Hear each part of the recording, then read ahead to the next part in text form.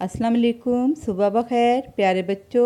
आज मैं आपको चहारम जमात की उर्दू की वीडियो क्लास में खुशामदीद कहती हूँ। प्यारे बच्चों, आज हमारे सबक नंबर 3 का उन्वान है कायदे मिल्लत। बच्चों, क्या आप जानते हैं कि कायदे मिल्लत किस शख्सियत का लक़ब है और पाकिस्तान के पहले वज़ीर आज़म कौन थे? बच्चों, ये जानने से पहले हम सबक में मौजूद मुश्किल अल्फाज को दुरुस्त तलफ़्फ़ुज़ के साथ अदा करना सीखेंगे। तो सबसे पहले ये लफ्ज़ देखें, सरनिगू। जी, तो ये लफ्ज़ पढ़ा जाएगा सरनिगू। सरनगू नहीं पढ़ते, इसको कैसे अदा करेंगे? सरनिगू। जी, दूसरा लफ्ज़ देखें, मुंतखिब। मुंतखब नहीं होता, मुंतखिब। लफ्ज़ नंबर 3 देखें, अंजाम। इंजाम नहीं होता, अंजाम। लफ्ज़ नंबर 4 देखें, महदूद। मखदूद नहीं होता, महदूद। लफ्ज़ नंबर 5 देखें, जालिम। जालिम नहीं होता, क्या लफ्ज़ होता है? जालिम। जी, तो बच्चों, क्या आप जानते हैं कि कायदे मिल्लत किस शख्सियत का लक़ब है और पाकिस्तान के पहले वज़ीर आज़म कौन थे? तो प्यारे बच्चों, जिन लोगों ने हमारा प्यारा वतन बनाने में ना सिर्फ कायदे आज़म का साथ दिया बल्कि पाकिस्तान की खिदमत को अपनी ज़िंदगी का मकसद बना लिया, इन अजीम लोगों में एक अहम नाम लियाकत अली ख़ान का भी है।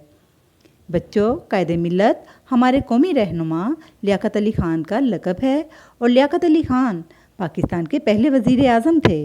बच्चों, लियाकत अली ख़ान ने पाकिस्तान बनाने में कायदे आज़म का भरपूर साथ दिया। लियाकत अली ख़ान 1 अक्टूबर 1895 में भारतीय पंजाब के ज़िला करनाल में पैदा हुए। इब्तदाई तालीम आपने घर पर हासिल की। मैट्रिक के बाद आपने मोहम्मडन एंग्लो ओरिएंटल कॉलेज में दाखिला लिया। FA और BA अच्छे नंबरों से पास किया और बाद में आला तालीम हासिल करने इंग्लिस्तान चले गए और 1921 में वहाँ से कानून की डिग्री हासिल करके वतन वापस आ गए। आपको बचपन से ही मज़हब से लगाव था। आप नमाज और रोज़े के पाबंद थे। इसके अलावा आपको वर्जिश और क्रिकेट से भी लगाव था।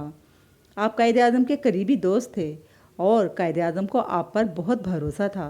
इसलिए कायदे आज़म ने फरमाया, गांधी जी के पास बहुत लोग हैं जिन पर वो तकिया कर सकता है, लेकिन मेरे पास सिर्फ एक आदमी है और वो लियाकत अली ख़ान है। आपने पाकिस्तान बनाने में कायदे आज़म का कदम कदम पर साथ दिया।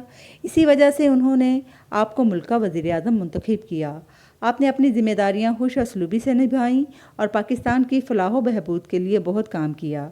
मुल्क का वज़ीर आज़म होने के बावजूद उन्होंने नहायत सादा ज़िंदगी बसर की। उनका कहना था, आराम और साइश की जितनी आदत डालो पड़ जाती है, इसलिए अपनी ज़रूरियात को महदूद कर लेना चाहिए।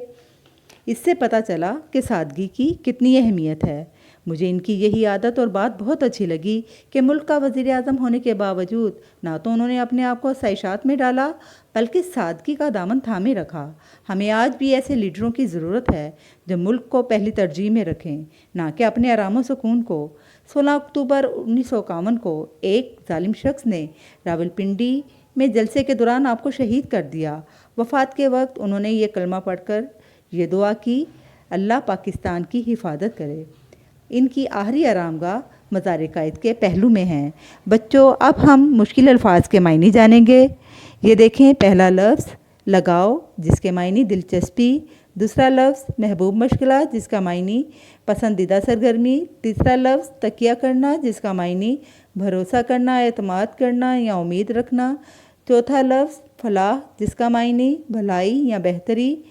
पाँचवा लफ्ज़ खुश असलूबी से, जिसका मायने अच्छे तरीके से। छठा लफ्ज़ साबित कदमी, जिसका मायने मुस्तकिल मिजाजी या बात पर कायम रहना। सातवां लफ्ज़ पहलू, जिसके मायने बगल या बराबर। प्यारे बच्चों, आज के काम का एक दफ़ा फिर से जायज़ा लेते हैं। लियाकत अली ख़ान 1 अक्टूबर 1895 में भारत के एक ज़िला करनाल में पैदा हुए।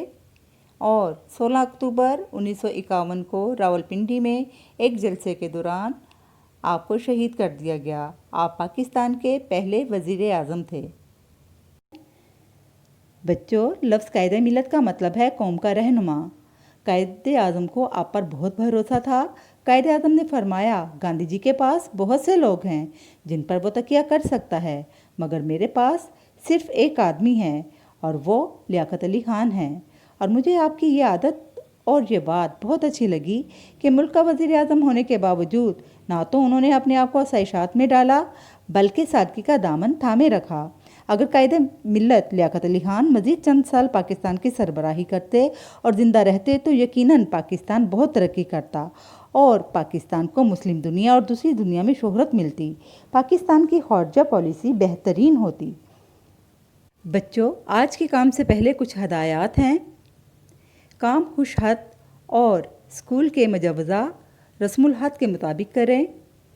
کام شروع کرنے سے پہلے اپنی پینسل کی نوک باریک کر لیں۔ سب سے اوپر والی لائن میں تاریخ، سبق نمبر، سبق کا نام اور صفحہ نمبر لکھیں۔ ایک سوال اور جواب لکھنے کے بعد اگلا سوال لکھنے سے پہلے ایک سطر چھوڑ دیں۔ پیارے بچوں، یہ 2 مشقی سوالات آپ کے لیے دیے گئے ہیں جن کے جوابات خوش خط آپ اپنی کاپیوں میں تحریر کریں گے۔ آج کے لیے اتنا ہی۔ خدا حافظ۔